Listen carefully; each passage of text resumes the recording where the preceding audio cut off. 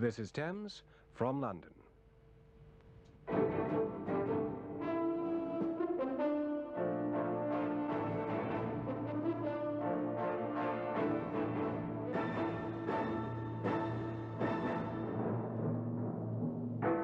Windsor Park, why did the police move in? 200 fans are appearing in court tonight. The forces give back 20,000 acres to the public. Cyprus, an old lady, sums up the plight of the refugees. Harvest, the wheat looks good, but the beet looks blighted. Good evening. The pop festival in Windsor Great Park came to an abrupt and violent end after 6 days when 600 police moved in to break up the party. Fierce scuffles broke out as the policemen tried to move away about 2,000 pop fans, many of whom had been camping illegally in the park. The operation brought immediate accusations of police brutality. Several policemen were themselves injured and taken to hospital. 220 people were arrested and charged with various offences. John Doyle reports. The police moved in at the request of the Crown Estates Commissioners. Under the Park Regulation Act of 1872, camping and music is illegal in Windsor Great Park. At first, the pop fans began to pack their belongings and leave the park peacefully. But fighting broke out as others made a stand on a makeshift stage they'd been using for concerts. Loudspeakers urged the fans to resist the police by linking arms.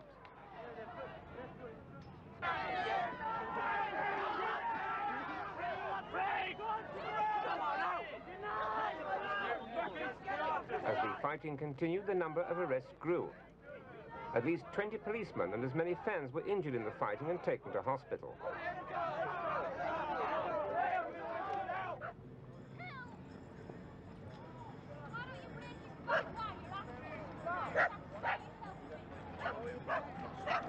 Meanwhile, back at the stage, police were trying, without too much success, to dislodge the last of the fans.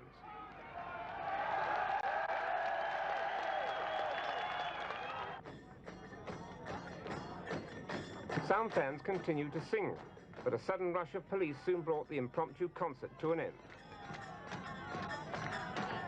From the pop fans, there were complaints of police brutality, and the Chief Constable of Thames Valley said tonight that all complaints about police behaviour would be thoroughly and properly investigated.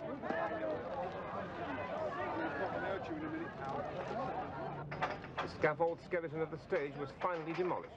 The party was over. Tonight, the festival site is clear of fans. All that's left is the tons of litter they've left behind. Many of the 220 arrested have been appearing in court tonight. From Windsor, Trevor MacDonald reports. Tonight, the special courts here in Windsor are still sitting to deal with the hundreds of pop fans arrested by the police earlier today. It's been a big operation by the police and by the courts.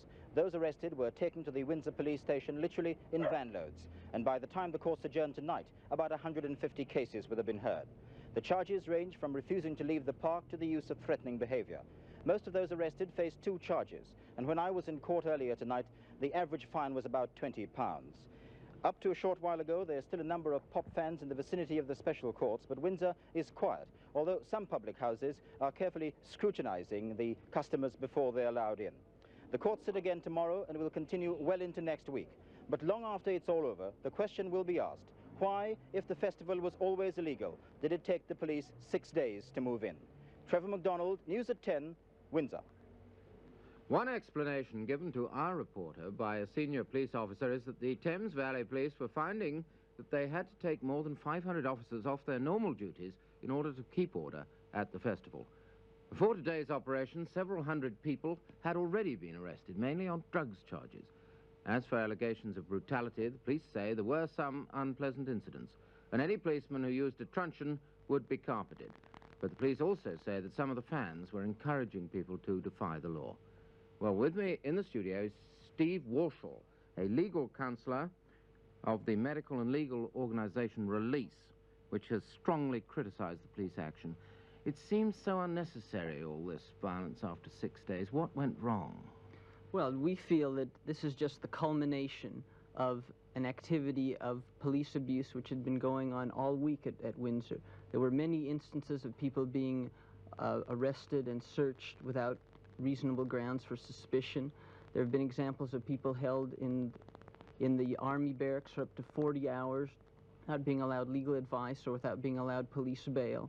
And this is just the final culmination of a general trend which we feel has been determined by the high officials of the Thames Valley Police to actually just use their own abusive elements in...